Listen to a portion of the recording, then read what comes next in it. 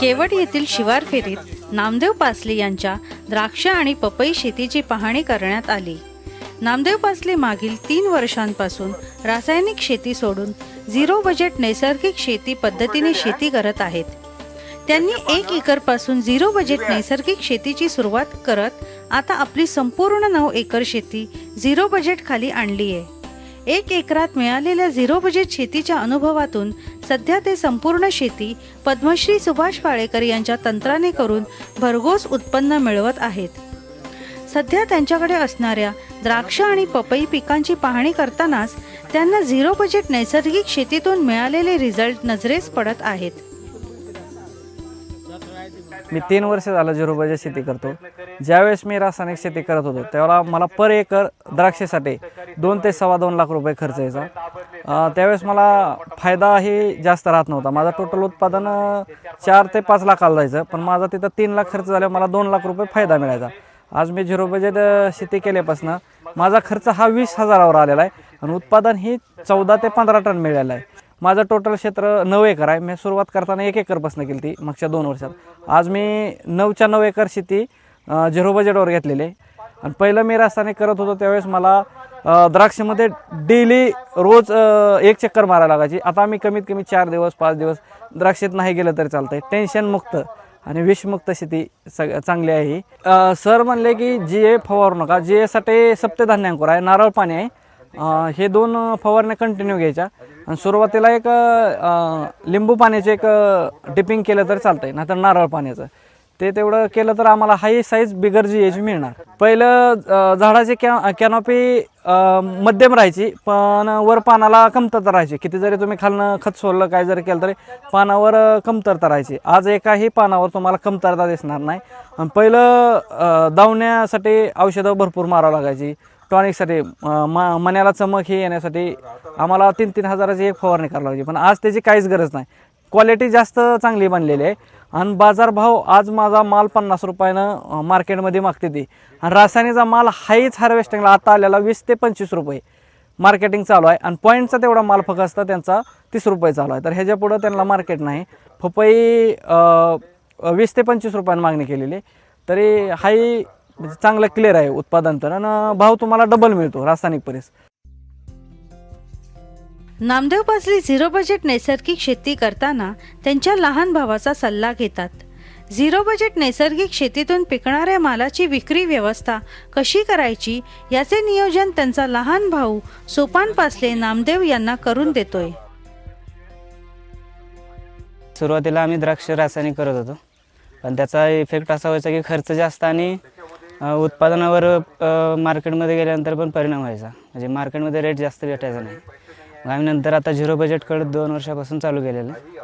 तर झिरो बजेटचा इफेक्ट चांगला आहे, उत्पादन चांगलं आहे आणि खर्च कमी आहे।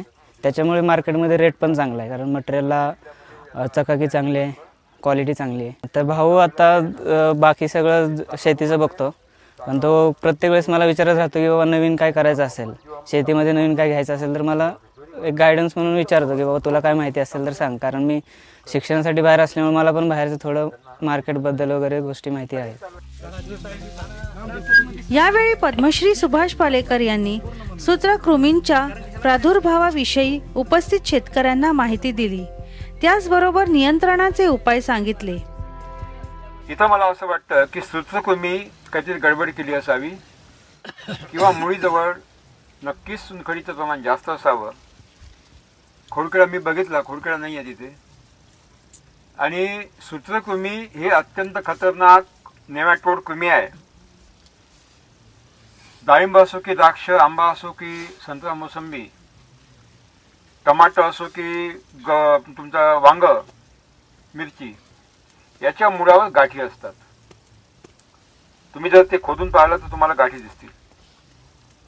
त्या गाठीमध्ये सूत्रकृमी नावाची कृमी असते, अत्यंत खतरनाक, नेमॅटोड म्हणतात।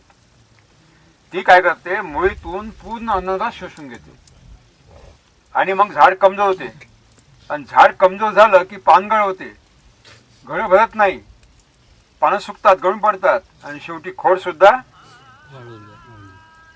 त्या नेमॅटोडचं नियंत्रण करणारं एक औषध आहे, त्याचं नाव आहे अफ्लाटर्फोनाइल।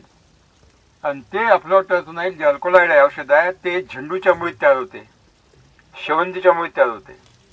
याचा अर्थ केवळ शेवगा लावून चालणार नाही, शेवगा लावावाच लागेल. केवळ चवळी लावणी चालणार नाही, चवळी लावावीच लागेल. सोबत काय लावावं लागेल? झेंडू लावलाच पाहिजे. द्राक्षाच्या पानांना घडांना ऊन नको, सावली पाहिजे. काय पाहिजे? सावली पाहिजे. आणि म्हणून ज्या ठिकाणी सावली मिळाली नाही त्या ठिकाणी पिवळेपणा वाढलेला आहे, जिथे सावली मिळाली तिथे हिरवेपणा वाढलेला आहे. सावली असताना जर ही पानं उन्हात उभी केली तर त्याला ही ऊन सहन होत नाही, आणि म्हणून याच्या पानाला लहान लहान छिद्र, सूक्ष्म छिद्र असतात, ज्याला पर्णछिद्र म्हणतात, स्टोमॅटा. त्याच्या भोवताल सुरक्षा पेशी असतात, ते उघड झाप करण्यासाठी, उघड बंद करण्यासाठी. जेव्हा उन्हाची तीव्रता वाढते सकाळी 10:30 पासून, तेव्हा सकाळी 10:30 ते दुपारी 3:30 पर्यंत हे पानं, ते पर्णछिद्र बंद होतात आणि अन्ननिर्मित थांबवतात. म्हणजे एक चतुष्पट पानानं एका दिवसाला 10 तास काम केलं तर 2.25 ग्रॅम आपल्याला काय मिळेल? टनेज मिळेल. आणि 5 तास झोपा काढल्या तर काय होईल? टनेज वाढेल का घटेल? म्हणून याला काय पाहिजे? सावली पाहिजे. आणि ती सावलीसाठी शेवगा पाहिजे. काय पाहिजे? शेवगा पाहिजेच. झाडाची वाढ झाली नाही, कारण मुळ्यांना अन्न पुरवणारे कोण असतात? जीवाणू. हा वरचा भाग आहे, इथे पाणी साचलं नाही, म्हणून तिथल्यापेक्षा इथली वाढ चांगली आहे. म्हणजे पाणी काढून देणे हा एक चांगला उपाय आहे. मग आपल्या शेतामध्ये जो कोपरा असतो जिथे सगळ्यात उतार एकत्रित होतो, जर पाणी साचत असेल तिथं एक खड्डा खोदावा चांगला. यावेळी पालेकर सरांनी सूर्यप्रकाशाच्या कमी जास्त तीव्रतेचा उत्पादनावर कसा परिणाम होतो याबद्दल देखील शेतकऱ्यांना उपयुक्त माहिती दिली. Bureau report ZBNF SPTV Kevad Solapur.